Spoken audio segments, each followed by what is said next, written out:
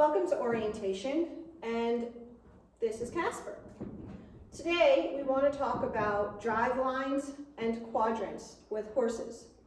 So every person has two drive lines and every horse has two drive lines. A drive line is basically from the front of you indefinitely and behind you indefinitely.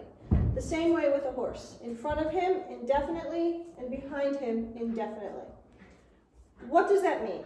So a drive line is where your energy is projecting. So if I wanted to project my front drive line onto Casper, right now my energy is fairly low. If I wanted to increase my energy and move my drive line and I came at him, that would be putting my drive line into him. Most horses would move away from that much energy. The other thing is if the horse comes into my drive line, he's affecting my boundaries. So I would want to definite my boundaries and show him that, no, you can't come into this area. Every horse and person is also divided into 4 quadrants. So if you take the horse's spine and cut him in half, all the way in front and all the way in back, and then if you cut him in half again at the withers, that spot where his neck meets his back, now he's in 4 quarters. So you want to make sure that if you're in the front half or the front 2 quadrants of your horse, you're asking your horse to stop or go backwards. If you're in the front half of your horse, he will not move forwards. You're in the stop zone. As soon as you cross that wither line and you come into the back end of the horse, now I'm in the go zone. So if I raise my energy, Casper will go. And if I'm in the front of him and I raise my energy, he will move back. So you want to be aware of what drive line and what quadrants you're using, because that's how you communicate with your horses. Horses are communicating with body language 100% of the time. So what does that mean? It's all about your energy. So I can be relaxed, my energy is off, my belly's soft, or I can be on if I was to turn on my energy, and he'll react to that. With horses, you want to pay attention to their ears. Their ears will tell you a lot. So if you can see Casper's ears, if they're forward, wherever the opening of his ears are, is where they're looking. So he's sort of listening, his ears aren't, they're sort of pivoting a little bit. You heard that noise. So his left ear or eye is looking forward, and his right ear or eye is sort of listening to me. So you want to pay attention if their ears are perked and forward, are they alert? And the biggest thing to look out for is if these ears sort of pin back along the side of their neck, that means watch out. That means your horse is not happy. Go away.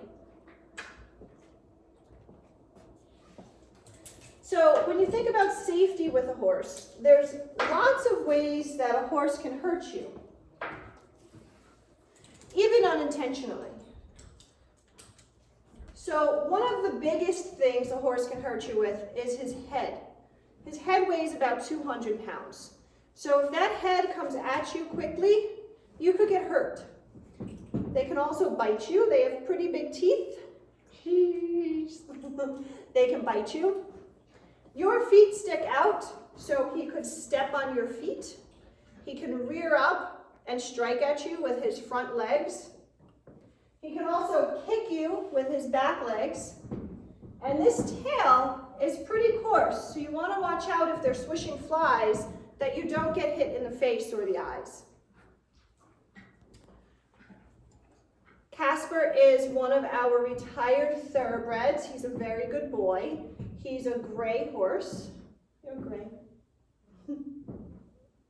He's a little bit confused as to why I'm talking to my phone right now. This is our first time doing a recorded orientation because of COVID.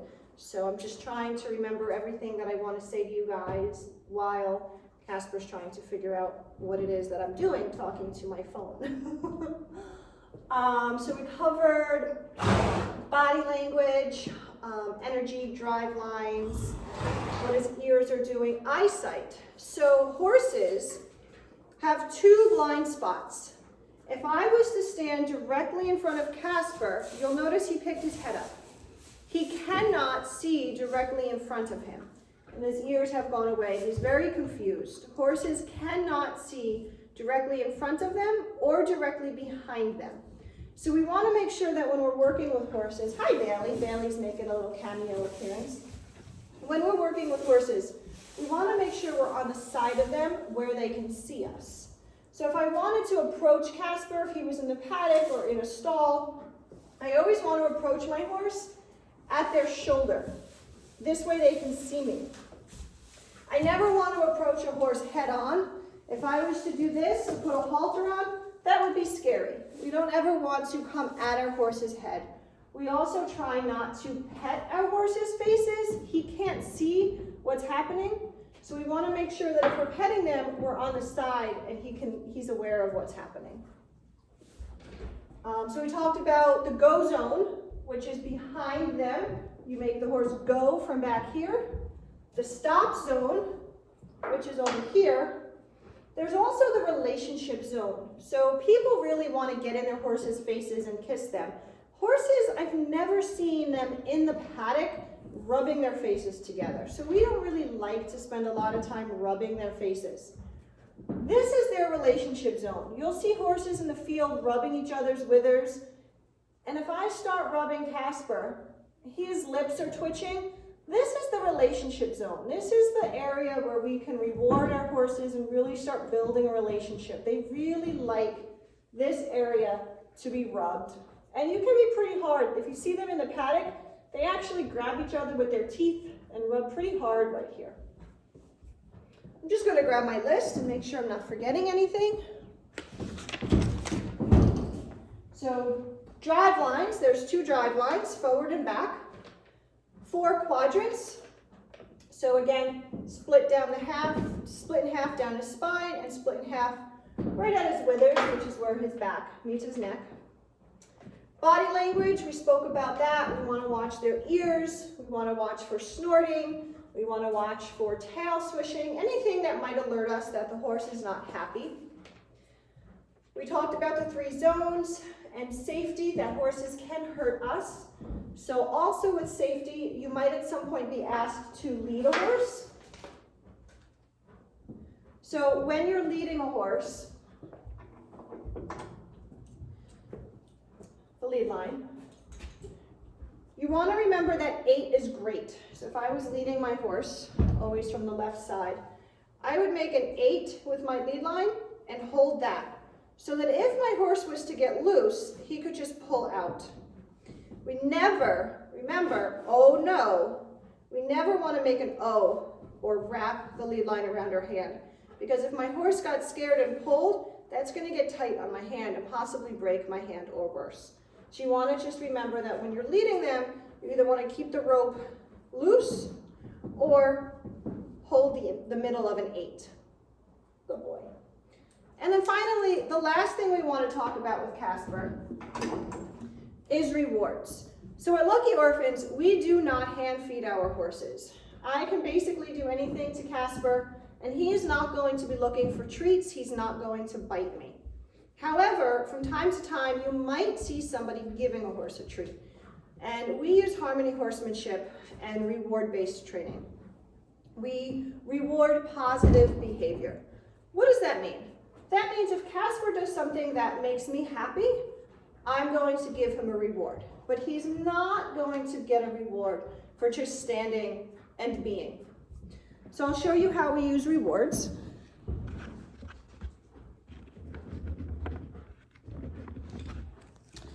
I have some horse cookies.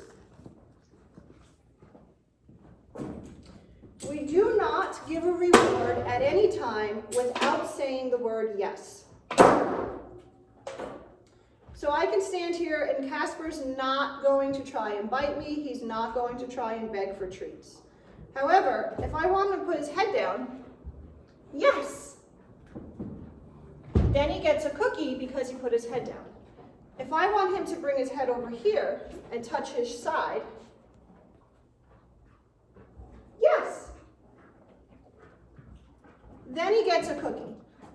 But I'm not moving his head with my hand, I'm not pulling on him, I'm simply rewarding behavior that makes me happy. So again, head down, yes. And you might think, why do I want my horse's head to come down? Well, if I need to put a halter on or a bridle or work on his ears, I want my horse to be able to bring his head down whenever I need him to. Casper's a very good boy. Casper's been with us since he was 5 years old. He's going to be 13 this year. He broke his right knee his very first start on the track. So he's been with us since then, and he's a pretty cool guy. But all of our horses on the farm work from liberty, which means we don't really tug and pull on them. We simply request and reward. I'm going to let Casper go back to his stall now.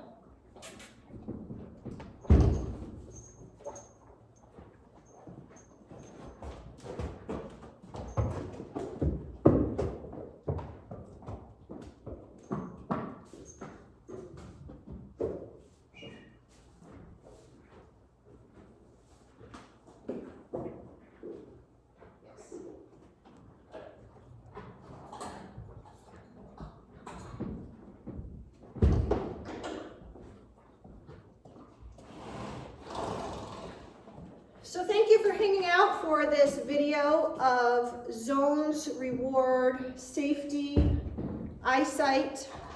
What else did we have? And body language. If you have any questions, you'll be able to ask them shortly when we go back into our live portion of the orientation. Thank you. I'll see you guys soon.